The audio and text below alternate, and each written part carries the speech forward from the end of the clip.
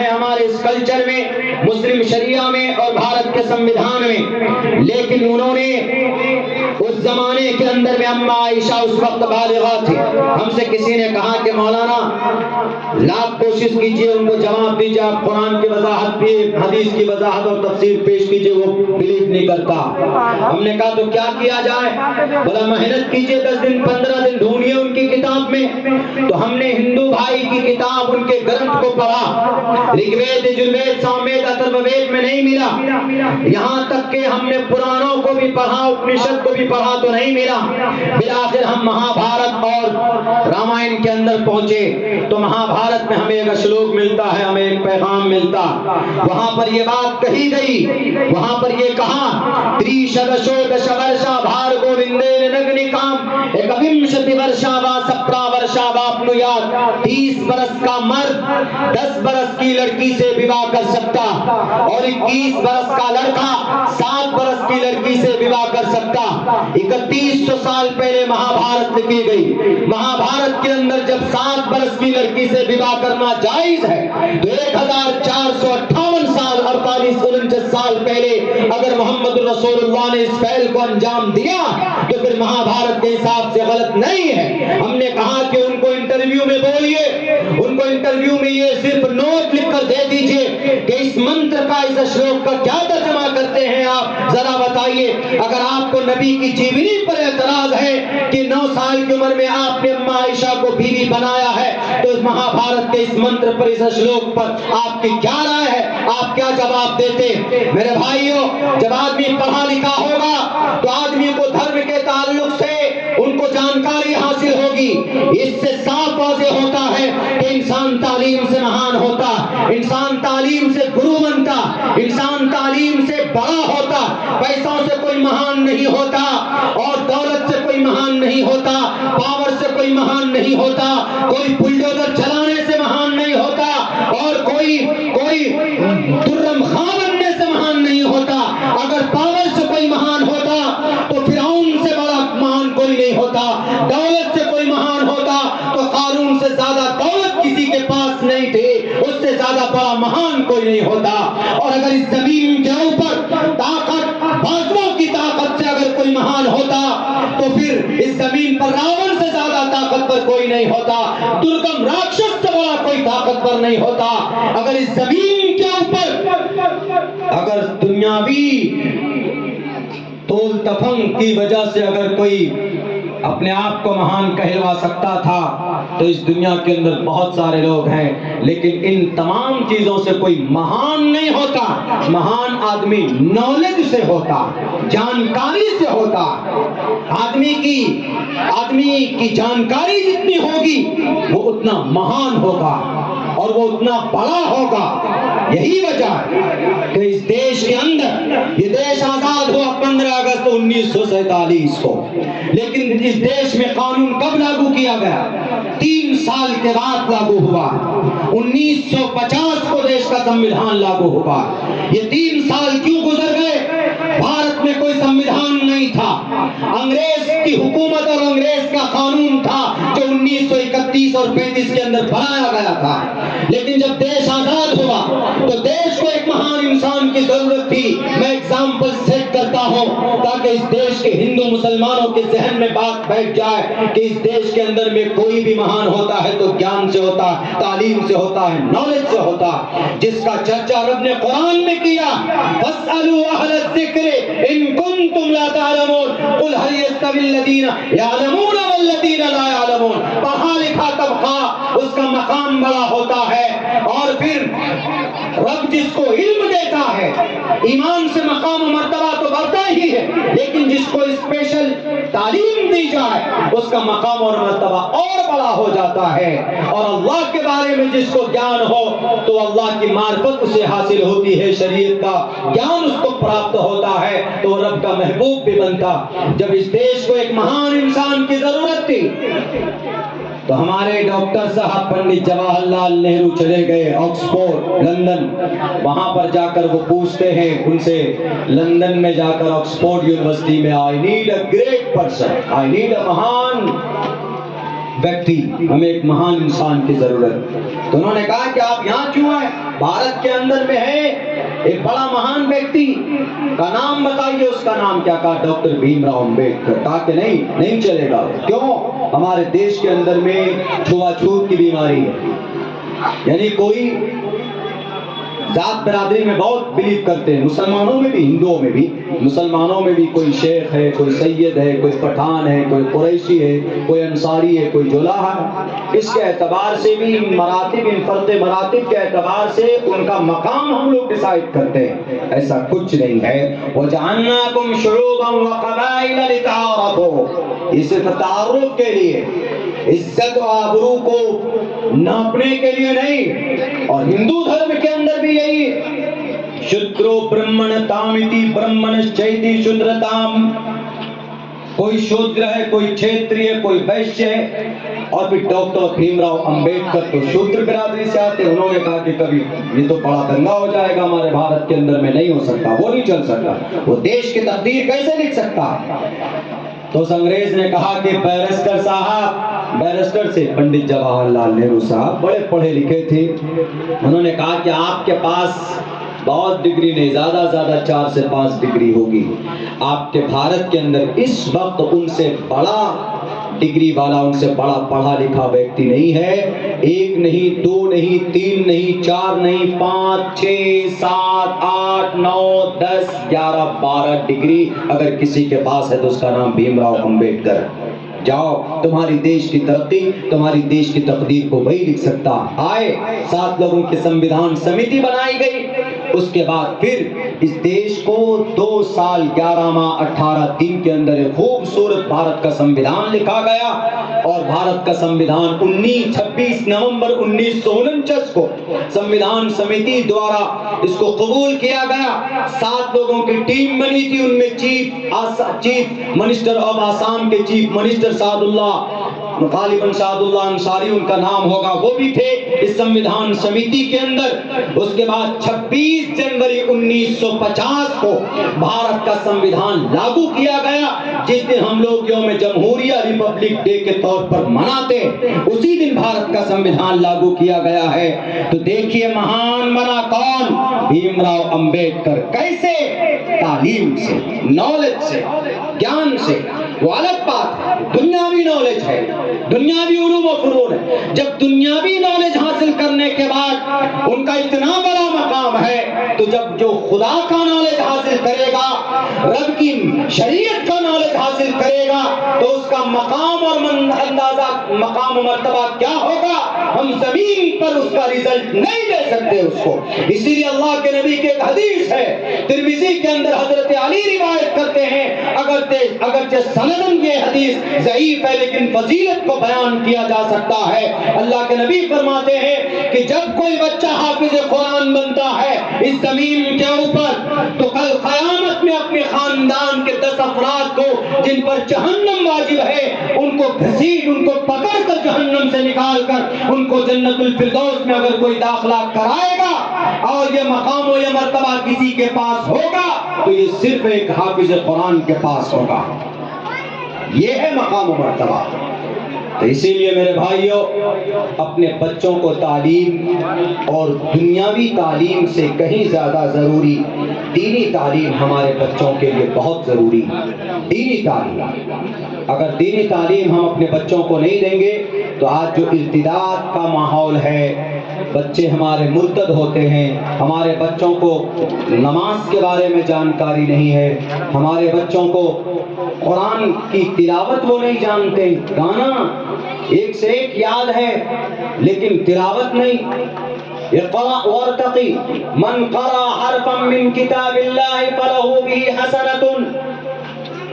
मन क़रा हरफ़न, एक हर्फ अगर कोई कुरान का पढ़ता है तो उसको अल्लाह तबारक व तआला 10 नेकियां अता फरमाता है। 10 नेकी। दुनिया में है कोई ऐसी किताब जिसके एक हर्फ पढ़ने पर नेकी हो? हमने पढ़ा है दुनिया की किताबों को, आप में भी बहुत से विद्वान होंगे, लेकिन सिर्फ कुरान है। और ये कुरान की तालीम की शुरुआत कहाँ से होती? मकतब से। जैसे कि आपके इस मोहल्ले और माशरे के अंदर में कोशिश की जा रही है, एक मकतब کے اندر تعلیم کا بندوبست کیا جا رہا ہے، اپنے بچوں کو بھیج کر اپنے اللہ کے بارے میں ضرور ان بچوں کو بتائیے۔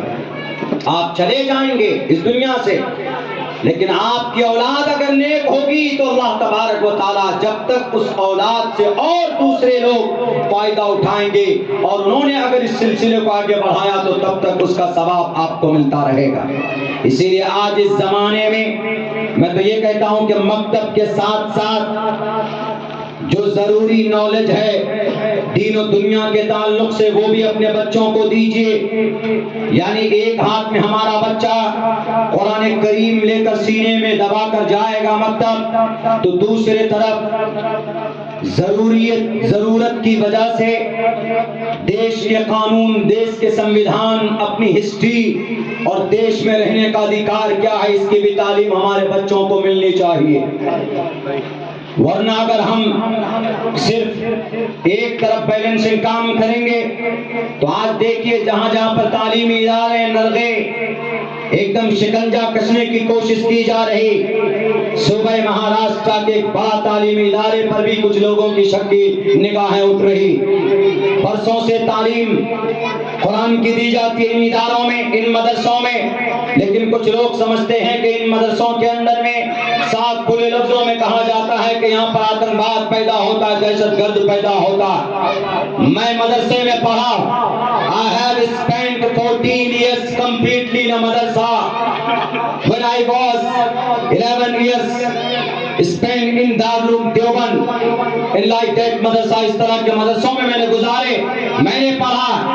جا کر دیکھیں مدرسوں کی حالت کیا ہوتی ہے، مدرسوں میں بچے کتنی مشقت اور کتنی مجاہدے کے بعد قرآن کریم کو اپنے سینے میں بساتے ہیں۔ تیر تلوار تو دور کی بات ہے، تمہارے شراب پینے کی وجہ سے، تمہارے عیاشی کرنے کی وجہ سے رب کا عذاب اس زمین پر آ چکا ہوتا ہے، گاؤں اور سماج محلے کے اوپر اترنے والا ہوتا ہے، لیکن ہمارے معصوم بچے سردی میں، ٹھنڈ کے موسم میں فجر کی نماز سے پہلے، اذان سے پہلے پوری دنیا سوتی ہے، معصوم بچہ قرآن کریم لے کر مسجد کے کونے میں بیٹھ کر قرآن کی تلاوت کرتا۔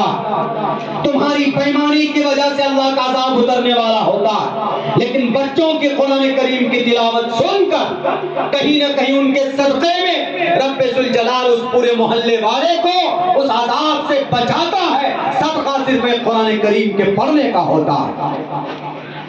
اسی لیے دنیا اگر باقی رہے گی تو قرآن کے ساتھ، ایمان کے ساتھ، اور اگر کسی کو شک ہوتا ہے کہ اس قرآن میں غلط ہے، اس قرآن میں یہ آیت غلط ہے، آؤ یہ عبداللہ سالم نے تو بہت 6 سال سے چیخ کر کہنا شروع کیا ہے، اگر کسی کو بھی قرآن کی کسی آیت پر ڈاؤٹ ہے یا قرآن کے کسی زیر و زبر کے اوپر اگر بات سمجھ میں نہیں آتی ہے کہ مولانا مجھے قرآن کا یہ آرڈر سمجھ میں نہیں آتا ہے، آپ کے قرآن میں ظلم زیادتی ہے، یہی دیکھیں نا آپ کے قرآن کریم کے اندر زنا کرنے والوں کو سنگساری کا، یا چوری کرنے والوں کے ہاتھ کاٹنے کا، یا کہیں کہیں پر لکھا ہے کہ بھارت کے اندر قرآن کہتا ہے کہ فَكُلُوا مِمَّا غَنِمْتُمْ، ہندو بھائیوں کا مال لوٹو اور کھاؤ، آپ کے قرآن کی آیت ہے۔ یہ ساری سازشیں ہیں۔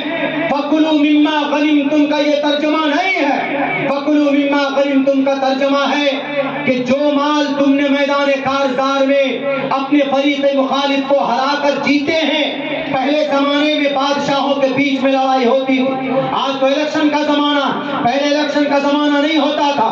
اگر کسی علاقے کو فتح کرنا ہو تو آپ کی طاقت اور سامنے والے کی طاقت دونوں ایک میدان میں جاتے، لڑائی کرتے، اور اس کے بعد جو جیت جاتا وہ ہارنے والے کے تمام پراپرٹی کا مالک ہوتا۔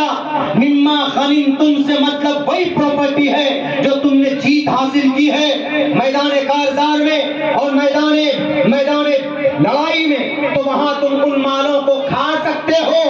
یہ لفظ ہندو کہاں سے جوڑا؟ یہ نفرتی گینگ کا کام ہے جو ہندو مسلمانوں کے بیچ میں نفرت کی دیوار کھڑی کرنے کے لیے قرآن کا سہارا لیتے کہ دیکھو قرآن میں تو یہ لکھا، یہ پیغام اتھروید میں بھی، رگوید میں بھی کہا، ردرو گریوا شریت پشاچا اب برہما دبی جو دہی تم توری ترشتہ، راکشس کو مارو، اس کی گردن کاٹو، یعنی راکشس ہے، یعنی جو جو دشمن ہے، اور اس دیش میں کوئی دشمن نہیں، اس دیش کے خلاف جو ہوگا وہی دشمن ہوگا. یعنی جیسے اندکاسر راکشس تھا، جیسے درگم راکشس تھا، جیسے راون راکشس تھا، جیسے ابو جہل راکشس تھا، جیسے فرعون راکشس تھا، جیسے نمرود راکشس تھا، ایسے لوگوں سے لڑائی ہو جائے تو رگ وید بھی کہتی تم توریترشتہ ستیم وبھاجنی، اس کی گردن اڑا دو، اور جو بچا ہوا ہے مال ستیم وبھاجنی، تو سیدھے سیدھے ان کو ایمانداری کے ساتھ آپس میں بانٹ کر کھا لو. ویدوں میں بھی نہیں قرآن کے پیچھے پڑے، مکتب کے پیچھے پڑے، مسجد کے پیچھے پڑے کہ نہیں قرآن کی تعلیم ہوتی ہے مسجد میں، مدرسوں میں، مکتب میں، یہاں سے تو کوئی فساد ہی پیدا ہوتا ہوگا. دکھا دیجئے ایک بھی کوئی مثال کی کسی مسجد کے امام یا کسی مدرسے کا معتمد یہ ٹریننگ دیتا ہوا پکڑا گیا ہو کہ بھئی اس دیش کے خلاف تمہیں کام کرنا ہے. نہیں دکھا سکتے، بلکہ یہ دلیل اور یہ تاریخ میں گواہ ہے کہ اس دیش کو پاک کیا ہے انگریزوں سے. اس دیش میں سر میں کفن باندھ کر کوئی لڑا ہے تو ہمارے امام اور ہمارے علماء اور ہمارے مکاتب میں پڑھنے پڑھانے والے تھے. 1806 میں انگریز کے خلاف لڑائی کا فتویٰ دینے والا عالم دین شاہ عبدالعزیز محدث دہلوی تھے. شاہ عبدالعزیز مدرسے کے پڑھے لکھے تھے. 1831 میں بالاکوٹ میں 50 لوگوں کے ساتھ اپنے دیش کو آزاد کرنے کے لیے قربانی دینے والے کا نام سید احمد شہید بریلوی تھا. 1857 کی جنگ میں شاملی کے میدان میں انگریز کے سامنے میں لڑنے والا کوئی مرد مجاہد تھا تو اس کا نام مولانا قاسم نانوتوی تھا. اس دیش کے اندر 1912 کے اندر تحریک ریشمی رومال کو وجود میں لانے والا مرد مجاہد کا نام شیخ الہند مولانا محمود حسن گنگوئی دیوبندی رحمت اللہ علیہ تھا. اس دیش میں تحریک ریشمی رومال کے ذریعے دیش کو آزاد کرنے کے لیے افغانستان تک، ترکی تک دیش کو بچانے کے لیے سفر کرنے والا مرد مجاہد کا نام عبید اللہ سندھی تھا. اس دیش کو آزاد کرنے کے لیے 4 سال تک مالٹا کے اس صحبت کی زندگی گزارنے والا مرد مجاہد کا نام شیخ الاسلام حسین احمد مدنی تھا. اور اس دیش کو آزاد کرنے کے لیے برطانیہ کا سفر کرنے والا اگر کوئی مرد مجاہد تھا تو اس مرد مجاہد کا نام مولانا محمد علی جوہر مر کر دفن ہو گئے. برطانیہ میں موت ہوئی ہے. مسجد اقصی کے قریب میں ان کی لاش کو جگہ دی گئی، ان کی تدفین عمل میں آئی ہے. یہ کہہ کر انگریز کے سامنے میں آیا کہ انگریز اگر بھارت آزاد نہیں ہوگا تو اس غلام بھارت میں یہ محمد علی جوہر قدم نہیں رکھے گا. محمد علی جوہر کون؟ ایک مولانا، ایک مدرسے کا معتمد، ایک مسجد کا امام، ایک مکتب کا طالب علم. اس سے صاف پتہ چلتا ہے کہ ان جگہوں سے دیش کا وفادار پیدا ہوتا ہے، دیش کا لٹیرا پیدا نہیں ہوتا. ان جگہوں کی قربانی تاریخ پر بات کی جائے تو کئی گھنٹے ہمارے علماء آپ کو تاریخ سنا سکتے. بہرکہ ہمارے قرآن کی تعلیم میرے مسلم بھائیوں آپ کے لیے بہت ضروری ہے. قرآن سے رشتہ مضبوط ہوگا تو انشاءاللہ تبارک و تعالی آپ کی نسل مضبوط ہوگی. اور قرآن میں کوئی غلط پیغام نہیں. قرآن میں وہ پیغام ہے جس کو آج CBI کے بڑے ڈائریکٹر نے بھی کہا ہے کہ اگر یہ نہ ہوتا تو ایسا نہ ہوتا. اگزامپل سیٹ کرتا ہوں. قرآن میں کیا ہے؟ قرآن میں کہا گیا کہ شراب نہ پیجیے. شراب شیطان کا عمل ہے. انما الخمر والمیسر والانصاب والازلام رجس من عمل الشیطان. شراب، جوا، بت پرستی اور پھر یہ سارے کام کن کے؟ شیطانوں کے. اس سے پتہ چلتا ہے کہ شراب نشہ غلط چیز ہے. اللہ کے نبی کی حدیث ہے کہ شراب تمام برائیوں کی جڑ ہے. 1450 سال سے یہ پیغام لوگوں کے بیچ جا رہا ہے قرآن کا.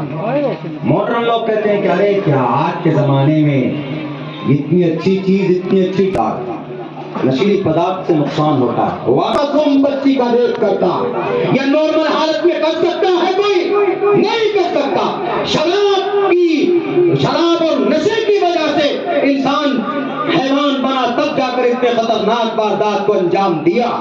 میرے بھائیوں، بہر کیف یہ کیس سولو ہوا، وہاں کے سی بی آئی کی جو مین جو ہیڈ تھا اس نے لکھا ہے کہ اگر یہ شراب نہ پیتا تو یہ مرڈرر نہ بنتا، اور یہ لڑکی، یہ ڈاکٹر اگر اکیلی نہ ہوتی تو آج یہ زندہ ہوتی۔ اللہ کے نبی نے کہا نا کہ شراب مت پیو۔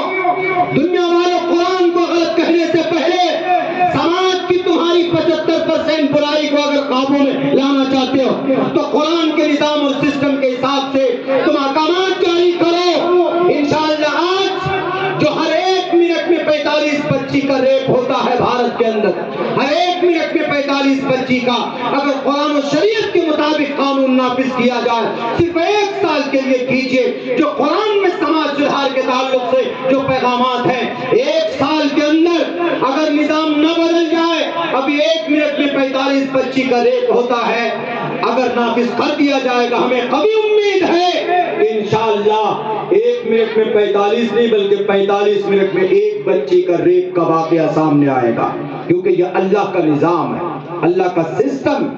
اللہ کے نبی نے بہت پہلے منع کیا تھا، لوگوں قرآن کو نہیں مانتے۔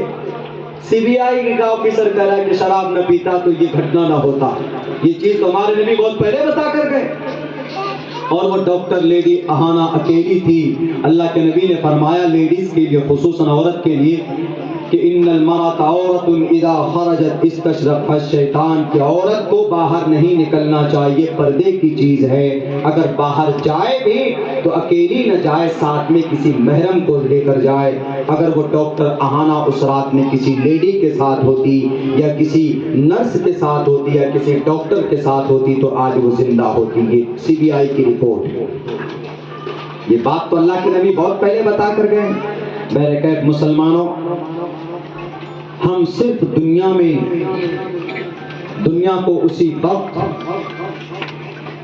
ہم سمجھا سکتے ہیں جب تعلیم ہماری نسل کے اندر میں تیمم جیسا مسئلہ آپ کو ملا ہے، وہی اما عائشہ اس کے بارے میں ہم نہیں جانتے۔ بہرکیف مسلمانوں، آج ضرورت ہے کہ ہم تعلیم کا راستہ اپنائیں۔ تعلیم، وہ بھی دینی تعلیم۔ پہلے آپ بنیے، ڈاکٹر بنیے، انجینئر بنیے، پائلٹ بنیے، دیش کا سنویدھان کا جانکار بنیے، بلکہ وکیل بھی بنیے، جج بھی بنیے، ضرورت بھی، اس فیلڈ میں بھی ضرورت ہے۔ آج ہماری غلطی کا نتیجہ ہے کہ اللہ کا عذاب مسلط ہے۔ یہی صوبہ مہاراشٹر میں جو وقف بورڈ کی زمین آج ہم نہیں بچا پا رہے ہیں وقف کی پراپرٹی کو، کیوں؟ قانون آنے والا ہے، پتہ نہیں کیا کیا۔ پہلے کس نے گناہ کیا؟ ہم اور آپ نے گناہ کیا۔ صوبہ مہاراشٹر میں وقف کی کتنی زمین ہے؟ 1.25 لاکھ ایکڑ زمین تھی، اب نہیں، 1.25 لاکھ ایکڑ زمین، ان میں سے 70,000 ایکڑ زمین 1990 سے لے کر سن 2002 تک آپ کے مہاراشٹر میں زمین بیچی گئی۔ 70,000 ایکڑ زمین بیچنے والا کون؟ کوئی ہندو، کوئی RSS، کوئی BHP کا آدمی، کوئی مودی یوگی نہیں، بیچنے والا وقف بورڈ کا چیئرمین، بیچنے والا وقف بورڈ کا نگہبان، بیچنے والا وقف بورڈ کا رکھوالا۔ 70,000 ایکڑ زمین بیچی گئی وقف بورڈ کی۔ صرف 30,000 زمین کے اوپر میں مہاراشٹر میں ٹاور لگے ہوئے، ٹاور، موبائل ٹاور، دوردرشن کے ٹاور، اور دوسری کمپنی جن کا رینٹ آتا ہے، پتا کتنا رینٹ آتا ہے؟ 10 کروڑ روپے سالانہ آتا ہے صوبہ مہاراشٹر میں وقف بورڈ کی طرف سے آمدنی۔ پیسہ کہاں جاتا ہے؟ 9.5 لاکھ ایکڑ زمین پورے بھارت میں، 4.5 لاکھ ایکڑ زمین تو رجسٹر ہے، آمدنی کہاں جاتی؟ اگر ان آمدنی کا صحیح استعمال ہوتا تو آج مکتب بنانے کے لیے چیخ چیخ کر تقریر کرنے کی ضرورت نہیں تھی، آج مسجد بنانے کے لیے جھولے بھانٹ پھیلانے کی ضرورت نہیں تھی۔ آج ہماری بچیاں مرتد ہوتی ہیں اغیار کے کالج میں پڑھ کر، ہمارے پاس کالج نہیں، کیا ہم وقف بورڈ کی پراپرٹی آمدنی سے کالج نہیں بنا سکتے تھے؟ ہمارے مدرسے میں پڑھانے والے علماء کرام اپنے پاکٹ کے اندر میں مدرسہ لے کر گھومتے ہیں، یعنی رسید لے کر در در کی بھیک مانگتے ہیں، اپنے پسینہ بہاتے ہیں خون کو پسینے کے ذریعے سے، اور تب جا کر ان کا مدرسہ چلتا۔ کیا وقف بورڈ کی آمدنی سے مدرسہ نہیں چلایا جا سکتا تھا؟ کیا وقف بورڈ کی آمدنی سے ائمہ کو تنخواہ نہیں دی جا سکتی تھی؟ کیا وقف بورڈ سے اسی بھیونڈی شہر کے اندر، اسی ممبئی شہر اور بھیونڈی میں ایک بچی مرتد ہوئی ہے، ایک RSS کی جوان کے ہاتھ میں اپنی شادی رچائی ہے، اور اسے جب پوچھا گیا کہ بیٹی تم نے اپنے ایمان کا سودا کیوں کیا، تمہیں کیا اللہ سے نہیں ڈر لگتا، تم نے ایمان جیسی قیمتی دولت کا سودا کر لیا، اپنے ایک عاشق کے ساتھ تم نے شادی کی۔ انہوں نے کہا کہ امام صاحب، صدر صاحب، اپنی زبان پر لگام لگائیے، میں نے شادی کی ہے، میں غریبی سے تنگ آ کر میں نے شادی کی ہے، اور پھر آج آپ آئے۔ میرے باپ کا انتقال 10-15 سال پہلے ہوتا، 10 سال کی عمر میری تھی، میری ماں نے برتن مانج کر مجھے پڑھایا، اور میری ماں جب بوڑھی ہو گئی، ضعیف ہو گئی، تو میرے چھوٹے ایک بھائی ہے، بہن ہے، ان کی پرورش اور ان کی تعلیم کے لیے میں نے کام کرنا شروع کیا ہے۔ تب جا کر ان معصوم میرے بھائی اور میرے بہن کو پڑھایا، ان کو ایک اچھی نوکری دی، اور پھر پتہ ہے ہماری مدد کے لیے کوئی نہیں آیا۔ ہمارا جو گھر ہے 3,500 روپے میں اس کا رینٹ بھرتی ہوں۔ یہ جو 10 سال سے میرے ساتھ یہ لڑکا جو RSS کا میرا دولہا بنا ہے، یہ 10 سال سے میرے ساتھ کھڑا ہے، 10 سال سے کوئی نہیں آیا۔ اچھا چلو کوئی بات نہیں، اب جو ہو گیا، لیکن اللہ کے سامنے کیا جواب دو گی؟ تو اس بچے کا کیا کہنا؟ اس بچے کا کہنا ہے کہ میں اللہ سے یہ کہوں گی کہ اللہ میری غلطی کیا تھی؟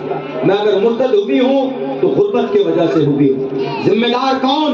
اے اللہ، میرے نظروں کے سامنے دیکھا میرے پڑوس میں ایک کروڑ پتی آدمی ہے، اپنی بیٹی کی شادی کے لیے 5 لاکھ روپے کا اسٹیج سجاتا تھا، لیکن اس نے 2.5% روپے زکات کے اگر میرے دروازے پر پھینک دیتا تو پورے سال کا ہمارا خرچ نکل جاتا۔ اے اللہ، آپ کی تنظیم کے لوگ کہاں تھے؟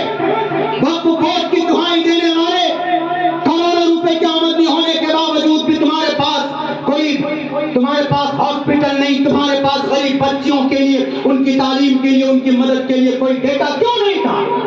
صرف زمین بیچ کر، وقف بورڈ کی زمین بیچے تم نے ڈپلیکیٹ جنت بنوانے کے لیے 4000 اسکوائر فٹ میں تم نے 21 کروڑ روپے میں سودا کیا۔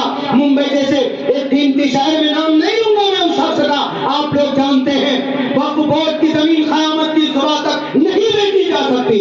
میری زبان تھوڑی کڑوی ہوتی لیکن مبنی پر حق ہے، اگر عبداللہ جھوٹ بولتا ہے تو زبان کاٹ کر رکھ دیجیے، ورنہ اس حقیقت کو سمجھیے، اللہ کسی بادشاہ کو اسے مسلط نہیں کرتا ہے آپ کے اوپر۔ اللہ کسی کے ذریعے سے آپ کو سبق دینا چاہتا، اللہ آپ کو سدھارنا چاہتا، جیسے بنی اسرائیل کے بیچ میں حضرت اللہ تبارک و تعالیٰ نے حضرت موسیٰ سے کہا کہ موسیٰ، اگر کوئی ظالم بادشاہ مسلط ہو جائے تو سمجھ جانا کہ تمہارے قوم کے گناہ بڑھ چکے ہیں، اسی لیے قوم سے کہو کہ توبہ استغفار کرے گا، گناہ کا راستہ بدلے گا تو اللہ تبارک و تعالیٰ ظالم بادشاہوں سے تم کو بری کرے گا۔ آج اگر ہماری مسجدیں ٹوٹ رہی ہیں تو مسجد کا سودا کرنے والا کوئی نہیں، ہمارے لوگ ہیں۔ آج جو وقف بورڈ پر ڈاکہ ہے، اس میں پہلے بیچنے والے، خرید و فروخت کرنے والے ہمارے لوگ ہیں۔ زمین بیچی نہیں جا سکتی، منافع کیسے بیچ سکتے ہو؟ حیدرآباد میں ایک بلڈنگ میں نے تحقیق کی، جا کر وہاں پر 25,000 روپے ان کا مہینے کا کرایہ، لیکن وقف بورڈ کے فارم میں 2500 روپے لکھا جاتا، باقی 22,500 روپے پاکٹ میں جاتا۔ کیا یہ گناہ نہیں؟ یہ اللہ نہیں دیکھ رہا؟ سماج کی بچیاں مرتد ہوتی ہے، آپ کے پاس لسٹ نہیں ہے، آپ کے پاس کوئی کالج نہیں وکیل بنانے کے لیے، آپ کے پاس DM بنانے کے لیے UPSC کریک کرنا ہوتا ہے، کوئی کوچنگ کے لیے کوئی انسٹیٹیوٹ نہیں آپ کے پاس غریبوں کی علاج کے لیے کوئی ہاسپٹل نہیں، بچیوں کی تعلیم کے لیے نیٹ میں کوالیفائی بچہ کرتا ہے، اس کے لیے 2 سال کی محنت کرنی پڑتی، آپ کے پاس کوئی نظام نہیں۔ کیا سائنس پڑھنا گناہ ہے؟ گناہ نہیں ہے، سائنس قرآن میں ہے، وَيَخْلُقُ مَا لَا تَعْلَمُونَ وَعَلَّمَ آدَمَ الْأَسْمَاءَ كُلَّهَا ثُمَّ عَرَضَهُمْ عَلَى الْمَلَائِكَةِ وَتِبْيَانًا لِكُلِّ شَيْءٍ۔ یہ سائنس کی دلیل ہے، کوئی نہیں توڑ سکتا، کاٹ سکتا، یہ اللہ کی طرف سے ہے، سائنس بھی اللہ کی طرف سے ہے۔ سائنس یقینی چیز نہیں ہوتی، اشاری چیز ہوتی ہے، مادی چیز ہوتی، لیکن یہ اللہ نے کہیں نہ کہیں کسی نہ کسی شکل میں پیدا کیا، اور پھر میتھ کوئی قرآن کے خلاف نہیں، وَلْيَكْتُبْ بَيْنَكُمْ بِالْعَدْلِ، قرآن میں میتھ، ڈاکٹریٹ قرآن کے اندر ہے۔ دنیا کا سب سے بڑا ڈاکٹر شیخ حسین ابن علی سینا ہے، آکسفورڈ یونیورسٹی کے اندر جو کتاب پڑھائی جاتی ہے MD ڈاکٹر بنانے کے لیے القانون، 10 لاکھ الفاظ ہیں اس کتاب میں، اس کتاب کو لکھنے والا کوئی پروفیسر نہیں ہے بلکہ شیخ حسین ابن علی سینا ہے، جو 11 سال کی عمر میں حافظ قرآن بنا۔ میرے دوستوں کہنے کے لیے بہت ساری باتیں کہہ سکتے ہیں، لیکن بس ہمیں غور کرنے کی ضرورت ہے۔ میں شکر گزار ہوں، بلکہ میں تو اراکین جلسہ کا خصوصاً